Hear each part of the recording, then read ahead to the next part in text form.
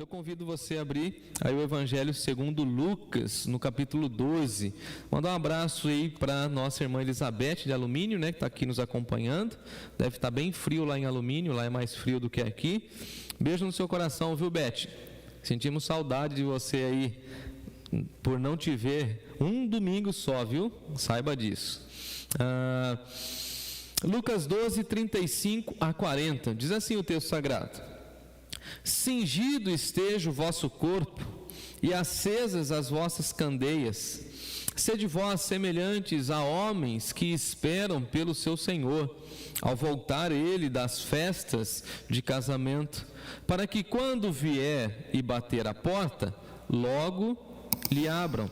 Bem-aventurados aqueles servos a quem o Senhor, quando vier, os encontrar vigilantes. Em verdade vos afirmo que há de cingir-se, dar-lhes lugar à mesa e, aproximando-se, os servirá. Quer ele venha na segunda vigília, quer o Senhor venha na terceira vigília, bem-aventurados serão eles, se assim os achar. Sabei, porém, isto: se o pai de família soubesse a quem ora havia de vir o ladrão, certamente ele vigiaria e não deixaria arrombar a sua casa. Ficai também vós apercebidos, porque a hora em que não cuidais, o Filho do Homem virá. Vamos orar? Deus de amor, Deus de graça e bondade, permita que mais uma vez a Tua palavra fale ao nosso coração, desperte o nosso coração, aviva o nosso coração e aqueça a nossa alma, para que os nossos olhos estejam atentos e fitos no Senhor, aguardando a vinda do Teu Filho. Obrigado, Senhor, pelo Teu Espírito que falou, fala e continuará falando. Nós temos essa certeza e por isso nós rogamos ao Senhor, pedindo que Teu Espírito Santo fale ao nosso coração, em nome de Jesus, amém. Essa parábola aqui é muito especial para o Evangelho de Lucas, assim como a parábola do semeador. Você que me acompanhou expondo o texto da parábola do semeador, você vai se lembrar que na parábola do semeador, Jesus explica a parábola, Jesus conta a parábola e Jesus dá a explicação da parábola. Essa parábola também segue na mesma trilha. Eu não li o texto, mas a partir do verso 41, por exemplo, tem uma pergunta de Pedro, quando Pedro fala o seguinte: Senhor, profere essa parábola para nós ou também para os outros? Então veja que até mesmo Pedro e os discípulos, os apóstolos que estavam ao redor de Jesus, tinham um pouco dessa preocupação ou até mesmo dessa incerteza. Será que Jesus está falando para nós?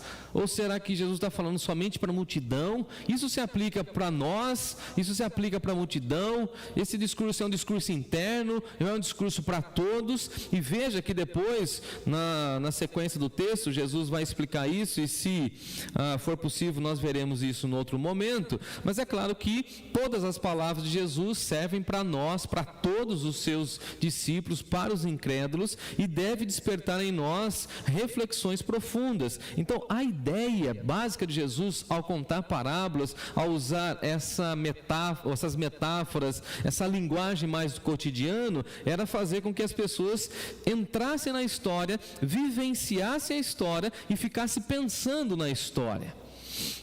Isso acontece muito com os contos mais antigos, né? Os antigos gostavam muito de usar ilustrações. Por exemplo, você pega um martelo e faz uma história e conta a história do martelo. Toda vez que a pessoa pega no martelo, ela vai lembrar daquela história. As professoras, por exemplo, na pré-infância, gostam de contar histórias, né? Aqueles contos, e depois a gente fica com algumas coisas na cabeça. Então, Jesus está criando esse imaginário, usando situações do cotidiano para falar para aquelas pessoas. Por exemplo, era muito comum um servo ficar vigiando as propriedades do seu senhor. Era muito comum ter vigias nas cidades, nas propriedades, nos comércios, assim como também hoje é muito comum vigia. Tem o pessoalzinho aí que fica andando, vigiando as casas com a motinha.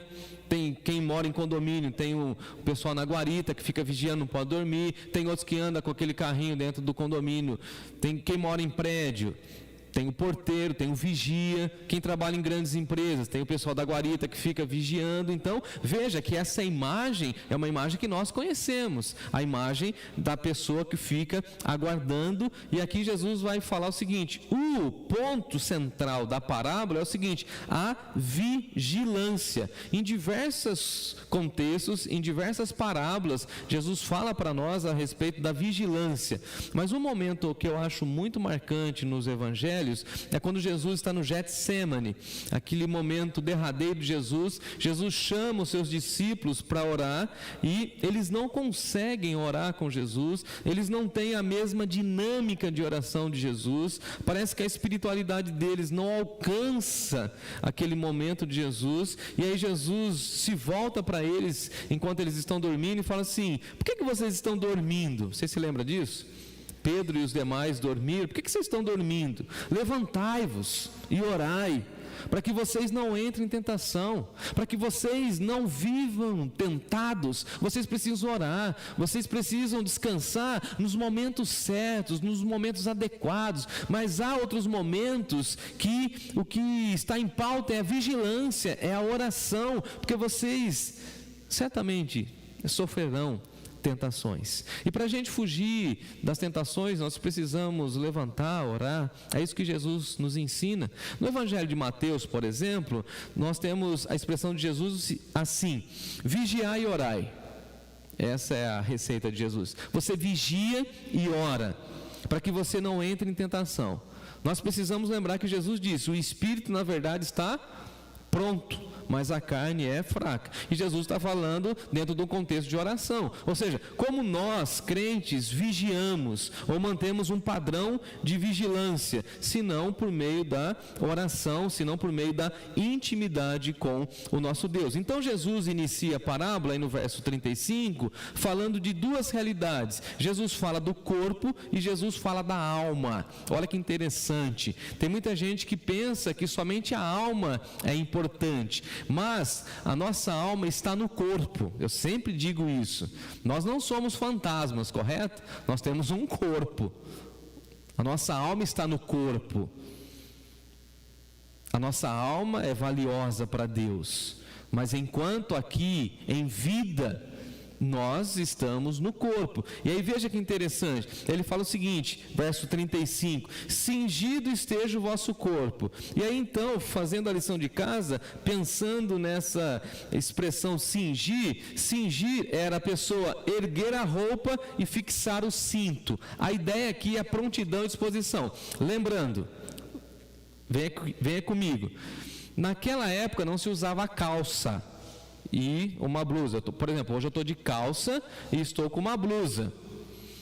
Para as pessoas do Oriente Médio, eles usavam uma espécie de uma bata, uma beca. Já viram nos filmes? É uma espécie de um vestidão que vai até lá embaixo.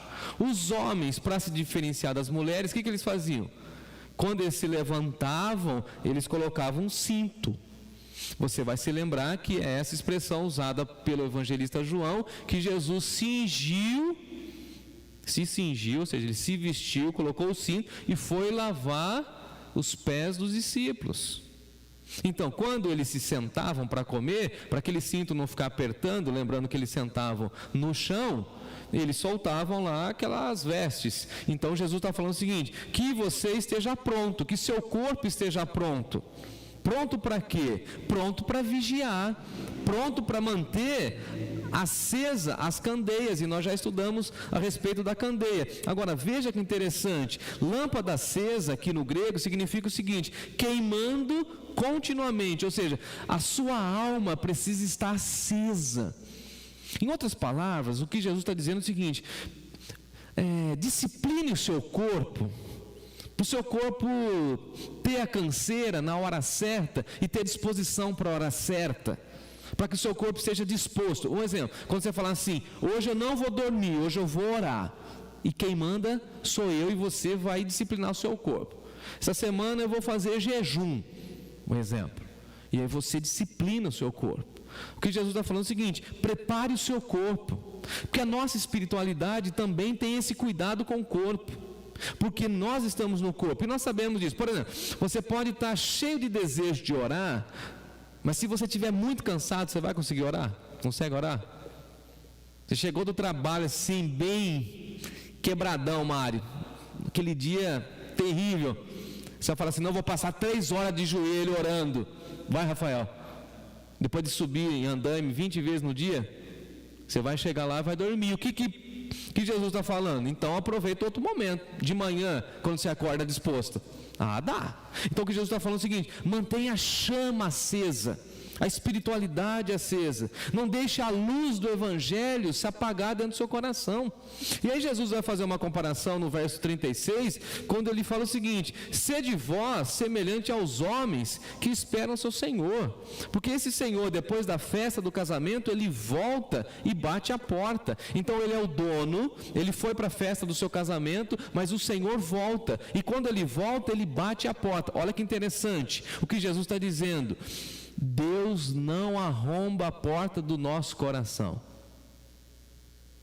E é por isso que Jesus, lá no Apocalipse, vai dizer o seguinte: eis que estou à porta e bato a porta. Abre a porta para Jesus entrar. Então, veja que Jesus está falando o seguinte: vocês são comparados a esses homens que ficam na expectativa do seu Senhor. Essa esperança, essa grande ansiedade, essa grande expectativa, esse aguardo. O que vocês estão fazendo? Nós estamos aguardando. Nós estamos esperando com confiança e com paciência. Porque assim, quem espera precisa esperar com paciência, porque não é fácil esperar. Não é fácil. E aí nós precisamos lembrar a expressão do salmista, quando ele diz assim: esperei confiantemente pelo Senhor, Ele ouviu o meu clamor. Essa espera, essa expectativa. E aqui ele está falando de homens que estão aguardando o seu Senhor, aguardando o seu Senhor para poder festejar, para poder cear, para poder curtir aquele momento. Agora, o que está por detrás aqui também é essa grande expectativa. E eu gosto muito do Salmo 130, quando diz assim: a minha alma anseia pelo Senhor mais do que os guardas pelo romper da manhã. Mais do que os guardas pelo romper da manhã. O que um guarda fica esperando a noite inteira? Senão o pôr do sol. Os guardas ficam aguardando a chegada do novo dia. Eu me lembro quando, onde eu moro, a portaria era a portaria física presencial. Às vezes eu estava acordando cedinho para poder trabalhar, eu estava ouvindo, e eles com aquela grande expectativa ali, 5h30, 6 horas, olha, está dando 6 horas, vai chegar a nova equipe, a gente vai embora. A expectativa, aquela grande ansiedade da chegada do novo dia. Então a aplicação que Jesus vai fazer no versículo 37 é o seguinte: vocês são bem-aventurados, vocês são felizes. Felizes são os servos a quem o Senhor, quando vier, encontre vocês vigilantes. Então, quem é feliz no reino de Deus? Os vigilantes, aquelas pessoas que aguardam o Senhor. E aí depois ele então vai dar uma promessa. Então a aplicação de Jesus aqui é muito interessante, porque essa expressão bem-aventurado é o superlativo de feliz. O que Jesus está falando assim? Felicíssimo é a pessoa vigilante. E essa felicidade só desfruta quem é cristão, quem crê na mensagem do Evangelho. Glórias a Deus, aleluia. Só é feliz quem tem Jesus no coração. E se você não tem Jesus, se você conhece alguém que não tem Jesus, fale de Jesus, porque só é feliz, só é bem-aventurado, porque esse é o superlativo de feliz. Enquanto a sociedade está buscando a felicidade, nós encontramos algo além da felicidade, que é Jesus Cristo. A alegria dos homens, alegria plena. E essa expressão no grego também traz o sentido assim: bem-aventurado é afortunado, uma pessoa rica. E você e eu somos ricos porque nós temos Jesus no nosso coração. Próspero, porque nós temos a vida abundante em nós. E outra definição que eu achei fantástico é supremamente abençoado. Nós somos abençoados pelo Jesus Supremo. Então, segundo Jesus, os felizes são os vigilantes, aqueles que estão em prontidão, aguardando o Senhor, esperando a vinda de Jesus, esperando Jesus nos ares. E parece que nós esquecemos essa mensagem, porque a mensagem cristã diz que Jesus veio ao mundo, Jesus morreu na cruz, Jesus ressuscitou ao terceiro dia, mas Jesus voltará. Aleluia por isso. Ele voltará. E nós, nesse processo de expectativa, de ansiedade e de espera do nosso Senhor, devemos manter o nosso coração nesse processo de santidade para manter a nossa chama acesa. Precisamos nos encontrar mais com a palavra de Deus, precisamos orar mais, precisamos ter o nosso coração quebrantado, contrito, lendo a palavra de Deus, orando, esperando a vinda do Senhor, animando aqueles que não estão esperando a vinda do Senhor. Felizes são os vigilantes, que têm prazer em vigiar, em orar, em ter uma vida feliz, em não se render aos prazeres dessa vida. Felizes aqueles que não se fascinam pelas coisas dessa terra, aqueles que têm as suas raízes fincadas na palavra de Deus e querem morar com o Senhor para além dos ares, aqueles que estão guardando seus tesouros, não aqui nessa terra, mas guardando seus tesouros na eternidade, aqueles que têm Jesus como padrão de vida e aqueles que buscam ter a mente de Cristo Jesus. Felizes são esses. Esses são os felizes. Esses são os felizes porque são vigilantes, porque estão na expectativa, estão aguardando. Parece que a impressão que eu tenho às vezes é que nós andamos um pouco meio que fascinados, meio que, guardadas as devidas proporções, estou tentando usar essa expressão, coloca entre aspas, embriagados com as coisas dessa vida.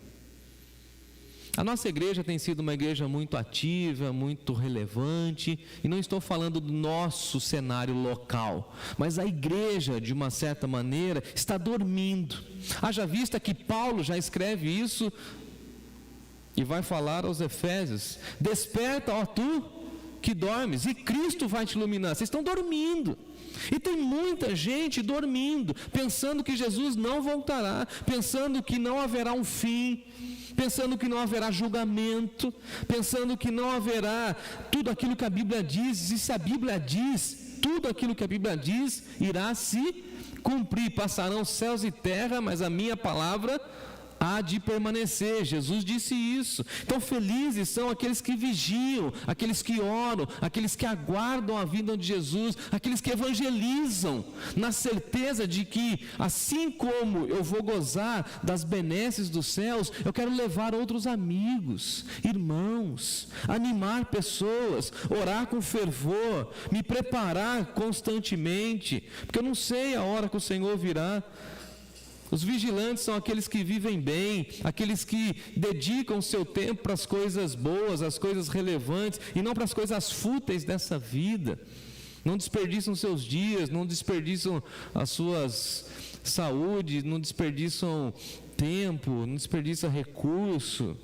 Felizes são aqueles vigilantes que usam seus dons espirituais, visando a edificação da igreja, visando a salvação dos incrédulos. Felizes são os vigilantes que oram a Deus, pedindo por conversão de almas perdidas, aqueles que intercedem e oram pela sua família, pela sua cidade, pelo seu bairro, pelos seus amigos, pelo Brasil, pelo mundo.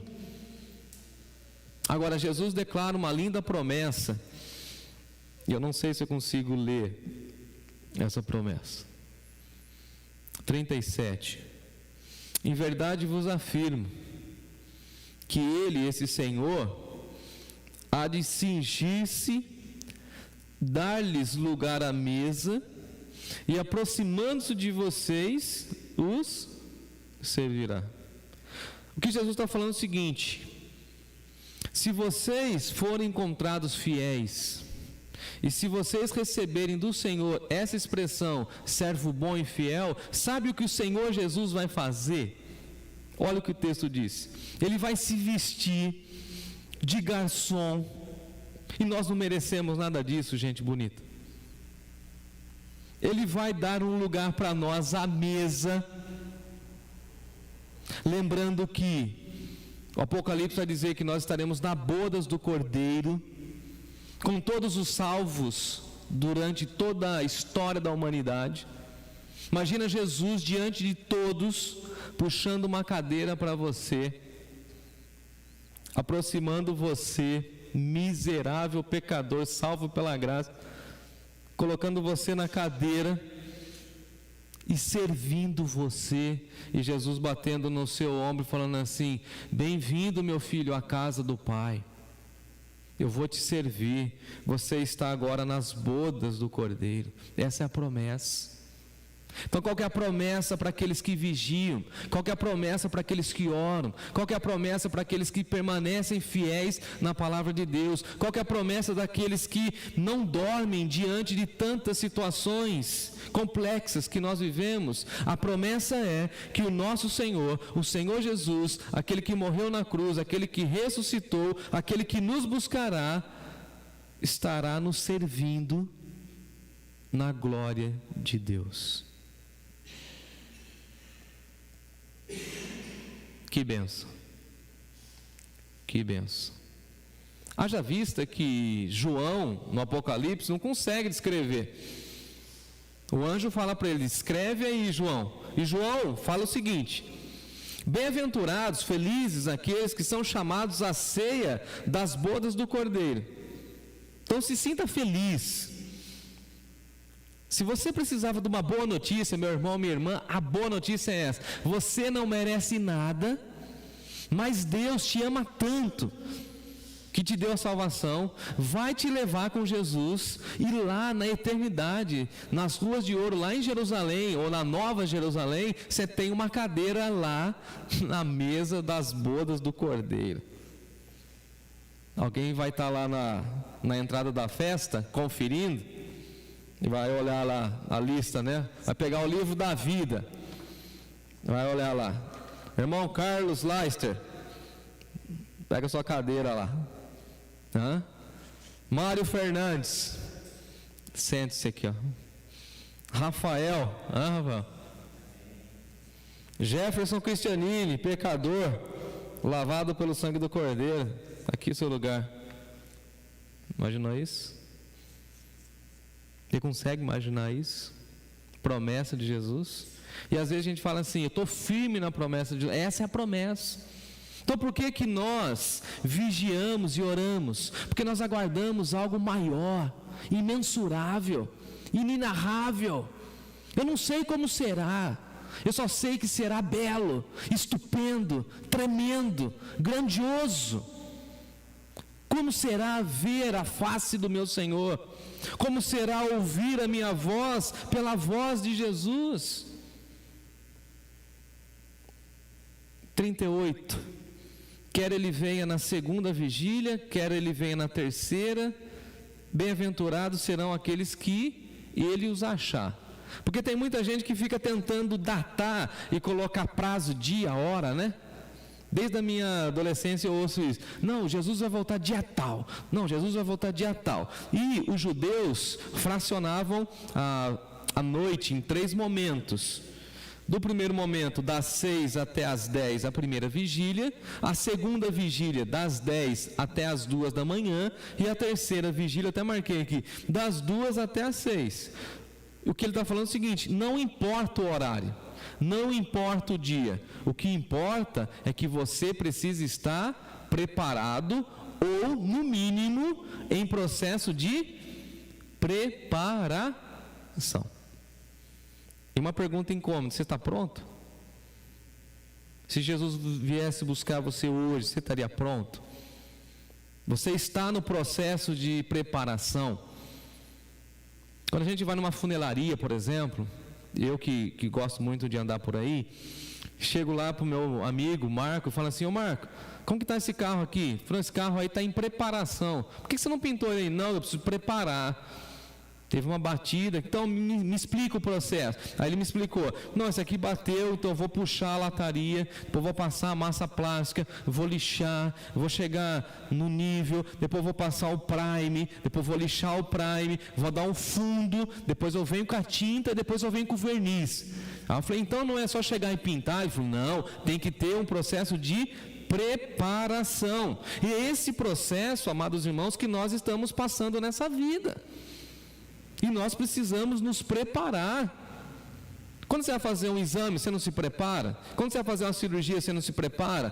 E agora nós estamos diante dessa realidade. Nós iremos nos encontrar com o nosso Senhor. E nós precisamos estar preparados. Ele vem buscar. E quem não estiver preparado, e quem não estiver nesse processo de preparação, não vai. Não vai.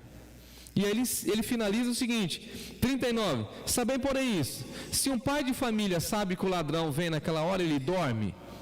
Por exemplo, se o ladrão manda uma mensagem no meu celular,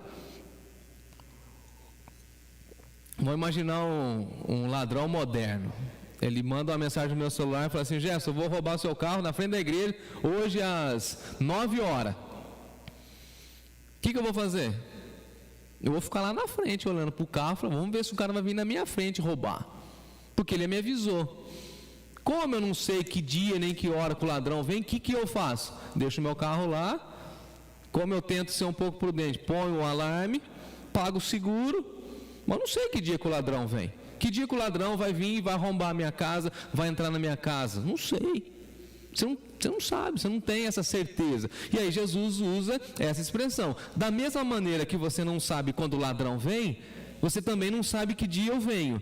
O que você precisa fazer é o seguinte: estar preparado. Ficai também vós apercebidos. Em outras palavras, sabe o que Jesus está falando? Fica esperto, fica atento, fica ligeiro, porque o Filho do Homem virá quando vocês não tiverem esperando. Vai chegar. E aí em outros contextos Jesus fala isso: a vinda do Filho do Homem será como no dia de Noé. Eles estavam casando, bebendo, curtindo, viajando, fazendo qualquer coisa na vida, como se nada tivesse acontecendo. E aí do nada veio o dilúvio. Do nada, né? Entre aspas, do nada. Dentro do tempo planejado por Deus. O próprio Senhor Jesus vai dizer o seguinte: olha, o dia, a hora, ninguém sabe, só quem sabe é o Pai. E como nós não sabemos, o que a gente tem que fazer? Se preparar. Eu espero que essa parábola tenha trazido essa reflexão ao meu e ao seu coração, de que nós precisamos nos preparar para a vinda do Senhor Jesus, com a certeza que Ele vem. Tudo que Deus prometeu, Ele cumpriu. E se Jesus falou: vou para a casa do meu Pai preparar um lugar para você e vou voltar para te buscar, Ele cumprirá. Que Deus acrescente e continue a falar no seu coração. Amém? Chegando...